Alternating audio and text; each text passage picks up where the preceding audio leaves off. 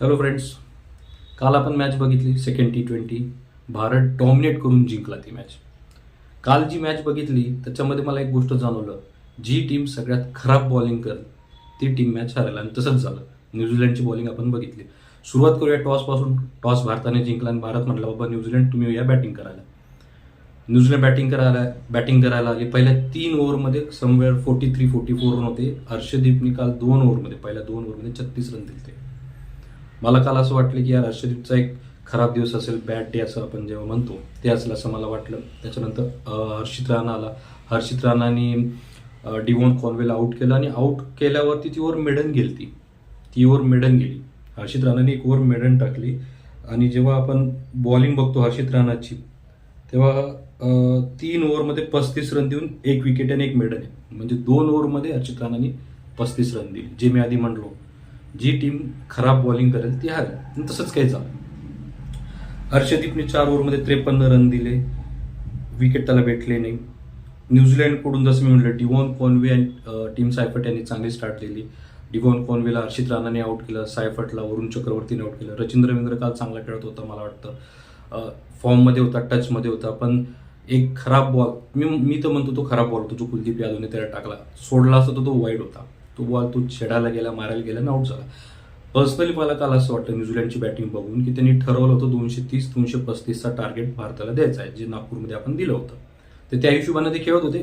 त्यांची काही चुकी नाही. बट मला असं वाटतं की तो त्यांचा गेम नाही आहे 230-235 रनपर्यंत जाणं. आणि त्याच्यामध्ये त्यांनी अननेसेसरी विकेट्स थ्रो केल्यात. जसं मी सांगितलं, रचिंद्र मित्र तो बॉल आउट होण्यासारखा नव्हता. त्याच्यानंतर डॅरल मिचेल आला. डॅरल मिचेलने 11 बॉलमध्ये 18 रन काढले आणि शिवम दुबेने आउट केला त्याला.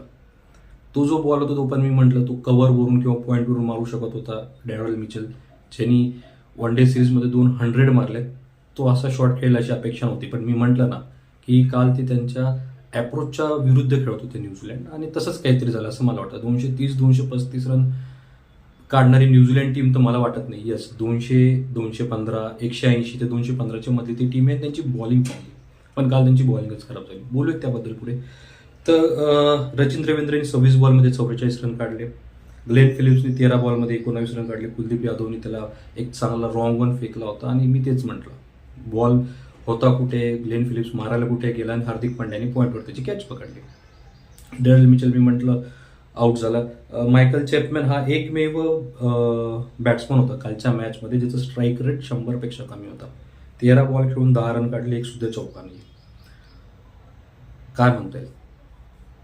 मायकल चॅपमॅन मला माहीत नाही, त्यांनी खूप डिसअपॉइंट केलं असेल न्यूझीलंडला. मिचेल सॅटकर चांगला केला. 27 बॉलमध्ये 47 रन काढले. आणि झॅक फोक्स यांनी 8 बॉलमध्ये 15 रन काढले. ॲक्च्युली फोक्स हा बॉलिंगसाठी मला वाटतं ओळखला जाईल या मॅचमध्ये आणि हिस्ट्रीमध्ये सुद्धा, ते आपण पुढे बोलेल.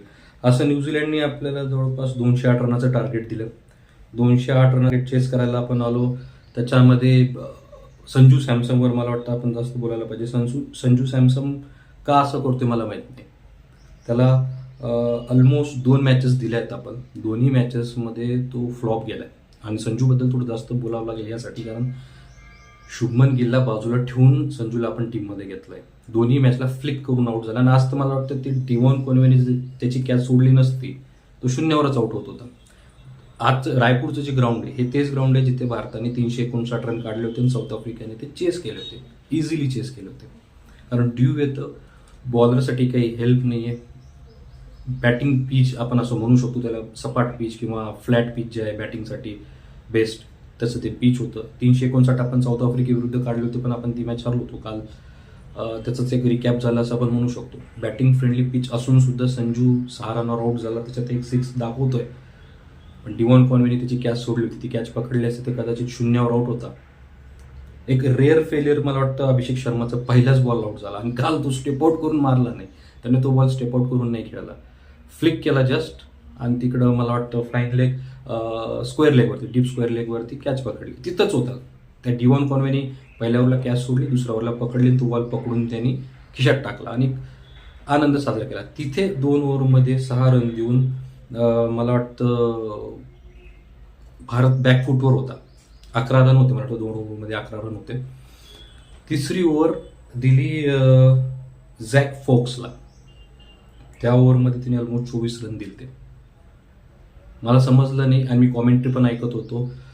सुनील गावस्कर सर होते, अजून सायमन डूल पण होता मला वाटतं. त्यांनी सांगितलं की मॅट हेनरी आणि जॅक डफ यांनी एक एक ओव्हरमध्ये एक एक विकेट घेऊन तिसरा बॉलर द्यायची काय आवश्यकता होती. त्याचं एक एक्सप्लेनेशन मला वाटतं सायमन डूलने दिलं की तो बॉल थोडासा स्विंग करतो आणि मॅट हेनरीचा आपण बघितलं थोडासा बॉल पहिले 2-3 बॉल स्विंग होतं, ते म्हणून हे एक लॉजिक असू शकतं असं मला वाटतं. आणि ते सायमन डोलने पण सांगितलं. बट ती एक मूव ऑन ओव्हर होती, कारण 2 ओव्हरमध्ये 2 विकेट गेल्या तर भारत बॅकफुटवर होता. पहिलाच बॉल फोक्सनी नोक टाकला, कारण त्याचा हात स्टंपला लागला आणि तो बॉल नो बॉल झाला. त्या बॉलला चौका आला, त्याच्यानंतर 2 वाईड फ्री हिट होती, फ्री हिटवर अजून एक चौका आला. तर असं एकंदरीत ती ओव्हर खूप इव्हेंटफुल होती. 21-24 रन्स त्या ओव्हरला निघाले आणि तिथून भारताला मोमेंटम भेटून गेलं. मग त्याच्या पुढच्या ओव्हरपासून भारतानं मागे वळून बघितलं नाही आणि मारणं चालू केलं. स्पेशली ईशान किशनने 32 बॉलमध्ये 76 रन काढले. 4 6 होते, 11 चौके, 237चा स्ट्राईक रेट आहे. जे डोमेस्टिकमध्ये त्यांनी चांगला परफॉर्मन्स केलं त्याचं रिवॉर्ड त्याला काल भेटलं. टीममध्ये सिलेक्शन पण झालं आणि 76 रन त्यांनी काढले. त्याच्यासोबत सूर्यकुमार यादवने 37 बॉल 82 रन काढले. 4 6, 9 चौके आणि स्ट्राईक रेट 221. मी स्पेशली सूर्यकुमार यादवसाठी जास्त हॅपी आहे, कारण मला वाटतं ऑलमोस्ट 23 इनिंग नंतर सूर्याभाऊची 50 आली आहे. 2024मध्ये मला वाटतं शेवटची 50 बांगलादेश विरुद्ध आली. 2025मध्ये सुद्धा 50 नव्हती. आणि कसा परफॉर्मन्स होता सगळ्यांना माहिती आहे, सूर्याभाऊच्या फॅन्सला माहिती आहे. काल त्यांनी 50 केल्यावरती मला वाटतं पिचचे पाय पडले, जे की एक इमोशनल होतं. बट येस, समजू शकतो मी, कारण मला पण खूप अपेक्षा होती. मागच्या 2025मध्ये आपण बघितलं की नाही यार, का 50 येत नाही, का 100 येत नाही, 400 आहेत सूर्याभाऊचे. 2022-23मध्ये मी जसं म्हटलं की नंबर 1 बॅट्समन होता तो. परफॉर्मन्समध्ये डीप आला, रँकिंगमध्ये सुद्धा तो खाली आला आणि नाही पटत ते. सूर्याभाऊच्या फॅन्सला तर पटतच नाही, कारण आम्हाला सवय झाली ती सूर्याभाऊचे क्विक 40-50 रन बघायची, जे आम्ही मिस करत होतो. काल आम्ही सुरुवातीला मी तेच म्हणतो, जी पार्टनरशिप झाली ईशान किशन आणि सूर्यकुमार यादवमध्ये, त्याच्यामध्ये 100 रनाच्या पार्टनरशिपमध्ये मला वाटतं 11 बॉल 15 रन सूर्यकुमार यादवचे होते. 11 बॉल 15 रन. तिथून सूर्यकुमार यादवने जो मोमेंटम घेतला, आणि तो मोमेंटम देण्यासाठी परत मदत कोणी केली? झॅक फोक्सने एका ओव्हरमध्ये मला वाटतं 25 रन देऊन टाकलं होतं सूर्याभाऊला. आणि तिथूनच सूर्याभाऊने नंतर मग ताबडतोब बॅटिंग करणं चालू केलं. मला वाटतं जे म्हटलं ना, भारताला एक मोमेंटम तिसऱ्या ओव्हरमध्येच सेम बॉलर दिलं झॅक फोक्सने, आणि सूर्याभाऊला पण मोमेंटम किंवा एक चांगली स्टार्ट जी आहे ती झॅक फोक्सने दिली. तर झॅक फोक्स जी आपण बॉलिंग फिगर बघितली, 3 ओव्हरमध्ये 67 रन बघितल्यावर असं वाटतं हर्षदीप आणि हर्षित राणा यांनी तरी चांगली बॉलिंग केली, चौथी ओव्हर टाकली नाही. मॅट हेनरीने 3 ओव्हरमध्ये 41 रन दिले, जो त्यांचा प्रीमियम बॉलर आहे. 3 ओव्हर 41 रन. हर्षित राणाने 3 ओव्हरमध्ये 35 दिले, 1 विकेट त्याची पण. जॅक डफीनी चांगली बॉलिंग टाकली, 4 ओव्हरमध्ये 38 रन, 1 विकेट दिली. मिचेल सॅटनर 2 ओव्हर 27 रन, ईश सोडी 3 ओव्हर 34 रन. तर ऑलमोस्ट सगळ्यांचा इकॉनॉमी रेट जर बघितला जॅक डफीचा सोडून, बाकी सगळ्यांचा जो इकॉनॉमी रेट आहे तो 11च्या वरती आहे. त्याच्या मानाने आपण चांगली बॉलिंग केली असं म्हणलं. जसं मी सुरुवातीला म्हणलो, जी टीम या ग्राउंडवरती खराब बॉलिंग करेल ती हरेल, आणि तसंच झालं. शेवटचं मी नाव घेतलं नाही, शिवम दुबेने 18 बॉलमध्ये 36 रन काढले, एक्झॅक्ट 200चा स्ट्राईक रेट, 3 6 आणि 1 4. तो जो ईस्ट सोडीला 100 मीटरचा 6 मारला होता बसून, तो 6 बघितल्यावर मला किरण पोलार्डची आठवण झाली. म्हणजे एफर्टलेस 6 होता तो 6 बघून एक आनंद भेटला की नाही, असा एक हिटर जर आपल्याकडे मिडल ऑर्डरमध्ये असेल तर मला वाटतं लेग स्पिनर आणि लेफ्ट आर्म स्पिनरला डिफिकल्टी येतील भारतासमोर खेळताना. असं एकंदरीत झालं. भारत 15.2 ओव्हरमध्ये जिंकला, ऑलमोस्ट 7 विकेटने जिंकला, 4.5 ओव्हर शिल्लक ठेवून जिंकला. एक गोष्ट जी मला वाटली की वाईट या गोष्टीसाठी वाटलं जॅक फोक्ससाठी, आणि मला वाटतं तिसऱ्या ओव्हरमध्ये सूर्यकुमार यादवला आउट केलंच होतं. म्हणजे मिचेल सॅटनरने त्याची कॅच सोडून दिली.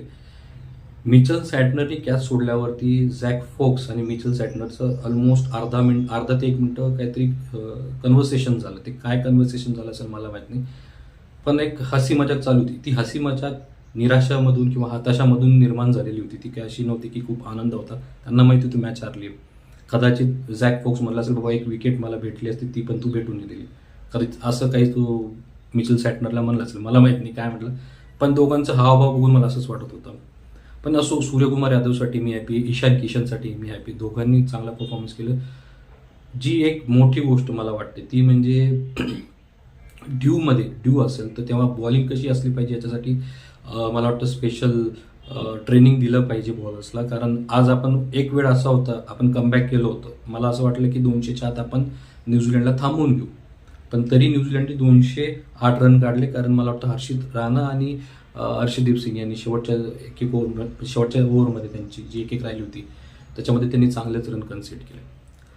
हार्दिक पांड्याने चांगली बॉलिंग केली, विकेटसुद्धा घेतली. हार्दिक पांड्याला बॅटिंग आली नाही, त्याचं एक वाईट वाटलं. नाही तर हे पिच होतं, त्या पिचवर मला असं वाटतं की बॅटिंग एकदम इझी होती. कोणी पण घेऊन 200-150 याच्या स्ट्राईक रेटने खेळलं असतं. जसं मी म्हटलं, फक्त मायकल चॅपमॅन होता एक जो, आणि अगेन अभिषेक शर्मा तर खेळलाच नाही. 1 बॉल 0 रन होते, त्याचं स्ट्राईक रेट 0च राहील. मायकल चॅपमॅन हा एकमेव होता ज्यांनी 10+ बॉल खेळून त्याचा स्ट्राईक रेट 100पेक्षा कमी होता. आणि तिथेच मला वाटतं न्यूझीलंड थोडंसं मागे पडली, नाही तर न्यूझीलंड पण 225-230 रन काढू शकत होती. मिचेल सॅटनरला पोस्ट मॅच प्रेझेंटेशनमध्ये विचारलं की बाबा किती रन इनफ आहेत, तो मजाकमध्ये मला 300 रन इनफ आहेत म्हणजे या टीमसाठी.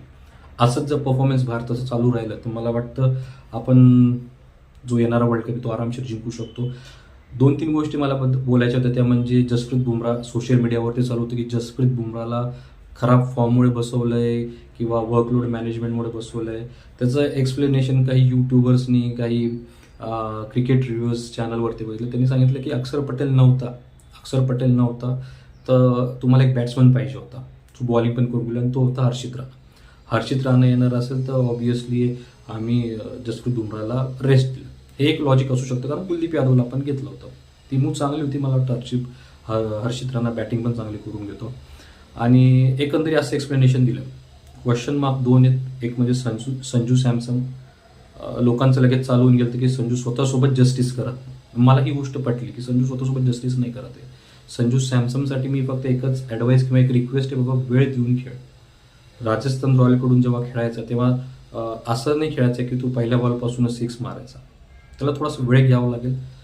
चांगला बॅट्समन आहे, क्वालिटी बॅट्समन आहे. मला वाटतं एक 10-15 बॉल त्यांनी खेळायला पाहिजे. 10-15 बॉलमध्ये भलेही आज जसं सूर्यकुमार यादव खेळला 11 ball 11 run, 11 ball 15, 12 ball 15 run, असं जर तो खेळला 11 बॉल 11, 10 बॉल 15 आणि नंतरच्या 10 बॉलमध्ये त्यांनी कव्हरअप केलं, तर मला वाटतं हे त्याच्यासाठी पण चांगलं आहे, टीमसाठी पण चांगलं. तुम्हाला काय वाटतं? संजू सॅमसननी पुढची मॅच खेळावी? मला तर वाटतं की हे जे 5 मॅच आहे, हे 5 मॅच पूर्ण त्याला भेटतील. कदाचित शेवटचे 1-2 मॅच जर त्यांनी असाच परफॉर्मन्स उद्या पण दिला तर तिसऱ्या मॅचमध्ये, तर मग अवघड होऊन जाईल. बाकी आज तर मी हॅपी आहे सूर्याभाऊसाठी आणि ईशान किशनसाठी. तुम्हाला काय वाटतं नक्की कळवा. चॅनल लाईक करा, सबस्क्राईब करा. भेटूयात पुढच्या व्हिडिओमध्ये. तोपर्यंत काळजी घ्या.